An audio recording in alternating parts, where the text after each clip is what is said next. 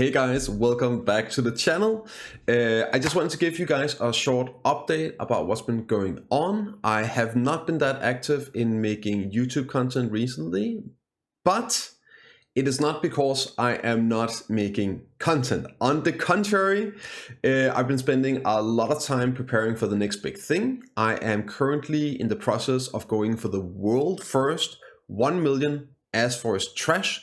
So we've been streaming and grinding a lot, and pretty much every single hour I've had in spare time, I've been putting into this goal of mine. So if you want to come and be involved, join the stream. Link is going to be in the description. I'm looking forward to seeing you there. It's going to be awesome. Hopefully we'll finish the goal sometime during November 2021, if you're watching this in the future. And we're gonna go for the Boron necklace following that. It's gonna be an insane enhancing. So looking forward to having you all along the way. Then one of the questions I get all the time, obviously when I'm grinding there, is how do you do it? Do you have a guide on this, etc., etc. So I figured might as well put out the complete Ash Forest guide, all the stuff I've learned from grinding at the moment, 640,000 trash. This is the result. Hope you guys enjoy. The big question is, of course, well, why do you want to grind this place? And for that, we gotta take a look at the drops. So the major drops here in Ash Forest is the Deboraka necklace. This one, getting it as a clean drop is extremely rare.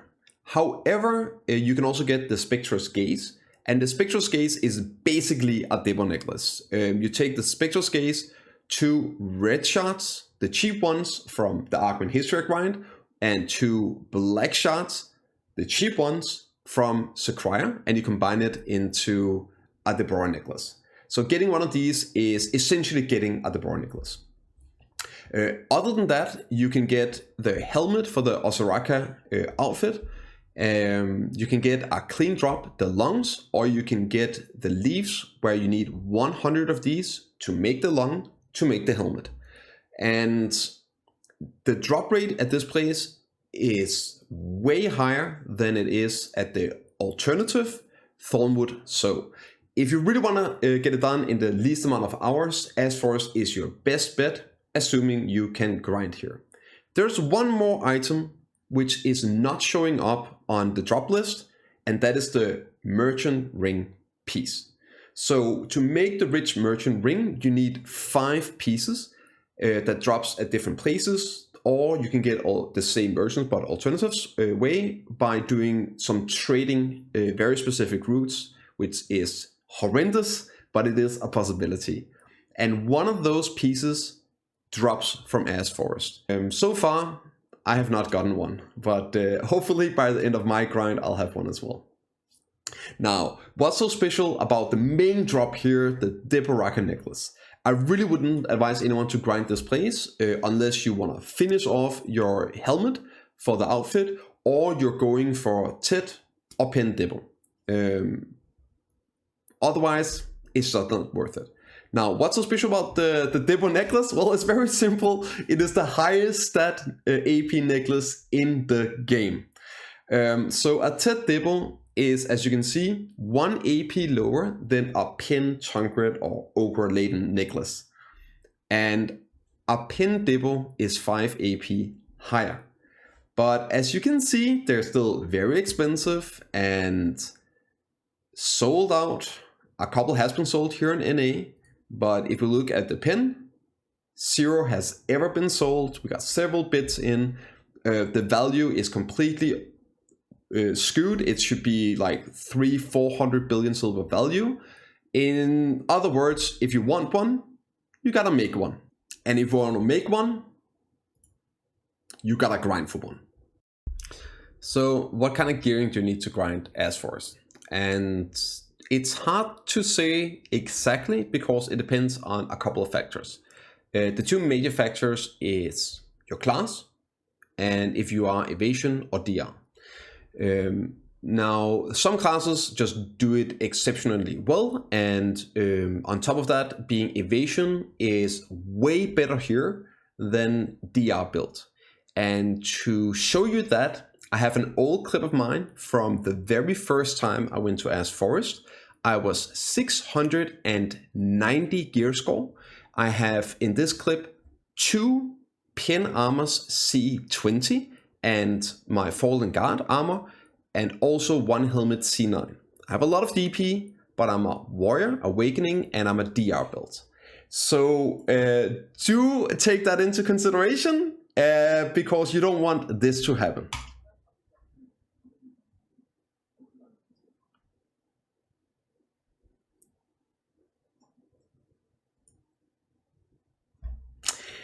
Yeah, not my proudest moment, but DR is relatively weak here.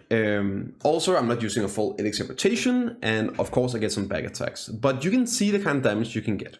Now, what kind of gear would you need? For DR build, I would say classes like Guardian can definitely go here with probably full pin C9 and a Fallen Guard at dual. But most other classes, I really suggest you being evasion. Valkyrie would be okay as well with DR, but even warriors and the like, evasion at full pin C9 with a dual Fallen Guard armor, that would be totally fine for most classes. Some classes can even grind, I'm thinking strikers right now, can grind this place with that kind of gear and using frenzy drafts instead of a full rotation. But I would not bother going here on any class really unless you are full pin C9 with a dual Fallen Guard armor or above. When it comes to the AP, well, the more is better. There's not too much else to say. I would definitely try to have 100% hit rate here. The mobs have relatively high accuracy, so check out the hit calculating guide I'm putting in the description to check how much accuracy you need to have 100% hit rate here. And for the AP, probably 289 with Kudum, preferably 301 plus with Kudum is really the way to go. Obviously, if you just after getting your helmet completed and you're willing to spend those extra hours, you can of course go with less, try it out, get a feel for it, and if you like it, have at it. Let's take a quick look at the buffs to use at Ash Forest. You can go the simple route and just use a Spirit Perfume along with a Frenzy Draft. However, this is pretty much exclusively something for your strikers and mystics, the heavy evasion classes that are just exceptionally tanky here. Personally, I use a full elixir rotation. Not only does this improve my survivability significantly, but it's also a lot more damage. It's obviously way more expensive and annoying because every 15 minutes, as you can see, I have to pop a series of potions with a 10-second cooldown each. It gets annoying and cumbersome, but it definitely improves your clear speed and survivability. Let's look at the potions that I personally use, and I'll explain why, and also some further potions and alternatives you can use depending on your situation. So first off, I always start off with a Will Elixir for minus 10% monster damage reduction. And next up are the two, in my opinion, by far most important potions. The Grim Reaper for 3% HP regen on hit, and Strong Draining for 5% HP regen on crits. These two are so important at staying alive here. The regen really is king for survivability. Next up, we got the best damage potion there is, the Sharp Detection. This is extremely expensive and it is very hard to come by. Most of the times there's tens of thousands of bits on the marketplace. And if you want to make them yourself, you have to go out and gather truffles, which are rare, specific spawn locations, and a long cooldown. So there's a good chance you won't be able to use these. But if you can, super worth it. Next up, I pop the Lethal Assassin for the back attack. Back attacks can be somewhat hard to get at As Forest because of how the mobs move around, but it's 15% back attack damage. Of course you gotta get it. When you get those back attacks, they really chunk. Next up, Camisylvian damage. With just like with Nog earrings, giving Camisylvia mob damage, they work here. As Forest mobs are considered Camisylvian mobs.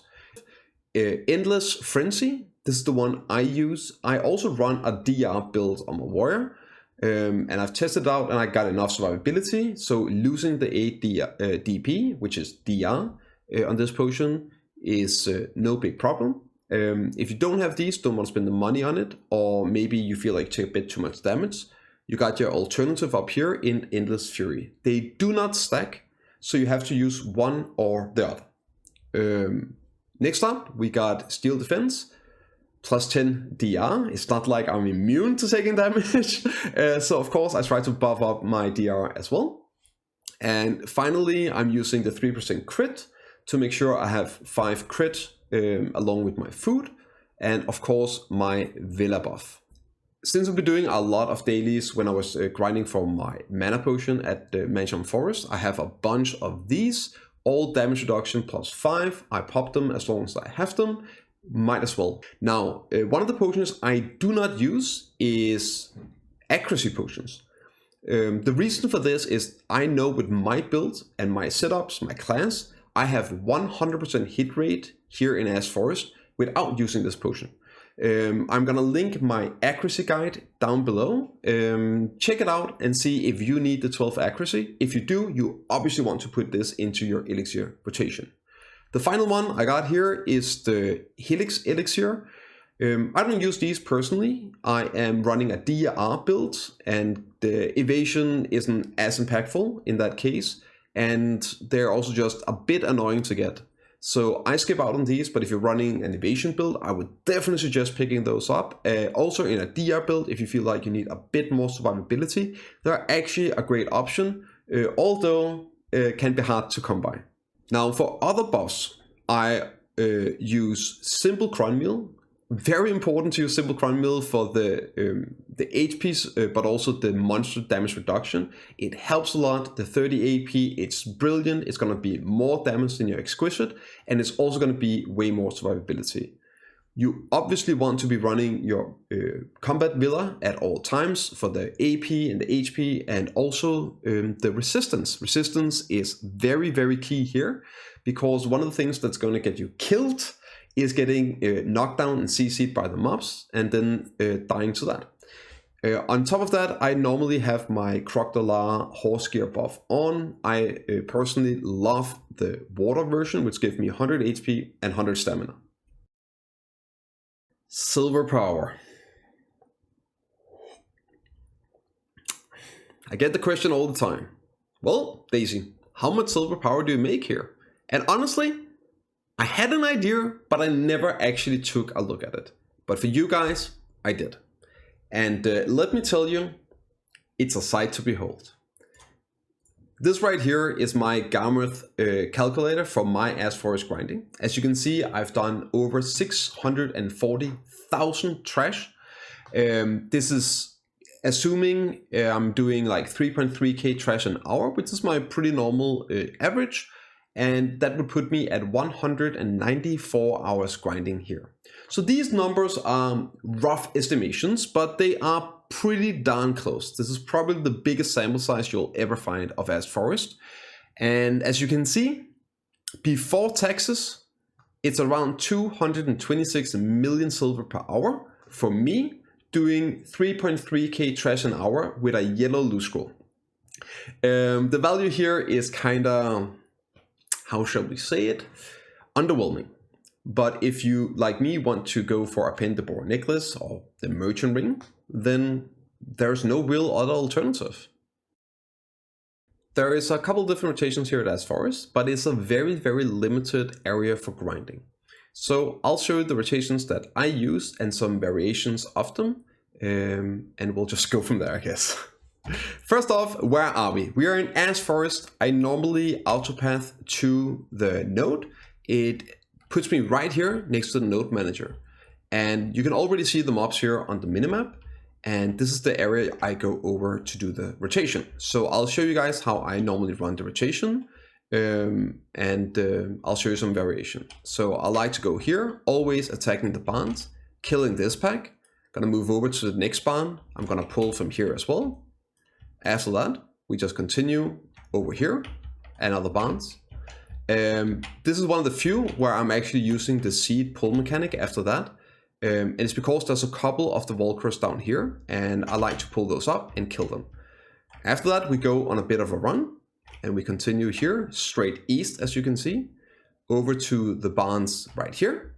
Again, we attack him to pull the mobs around us, and we're gonna go over to the next barns, which is this one here. Again, getting some back attacks while we can. Finally, going over here to this one. Gotta go through this like little narrow gap. And again, we're always looking for these barns over here, picking them up and pulling and then killing when the mobs come over to the barns. Same here, next one. Gonna raid here, we're gonna kill this pack. And we're back where we started. For simplicity's sake, we're gonna always start here at the same position, right next to the node manager. Now, if there's somebody already grinding, or maybe you're grinding and somebody shows up and wants to split the rotation, you can easily do that. So I'm now going to show you how to split the rotations into 2 grind spots. First, again, we're going to go over here. The first rotation is going to be from this one here where we started. You're going to be pulling these, and when you kill this pack here, you can go up and you can pull on the rift. There's a couple more of the Volcrons up here. And if you don't pull too many, you can see them and you can do a second pull up there. Afterwards, you go down here to the barns, you pull again this group here, kill them, and like before, you go to the next barns here, you pull again, kill this pack here, and then you do the rift seed. When you've done the rift seed, these mobs comes up here. Instead of sprinting down here, you backtrack and you go back to the first rift seed over here, picking up, wait, he's over here. Picking up from the barns. Wait, I guess he's following me. You get the idea. Then you just backtrack and you go again. The other part of the split rotation is a bit different. We again start at the node manager and we are going down to the same area. So this is where we would normally start the rotation. But the second part of the rotation, if you're splitting, is down here next to this little hill. So you'll pull this barn here and you'll kill the mobs. After that, you're just basically going to run around this hill. Gonna go over here for the rift seed.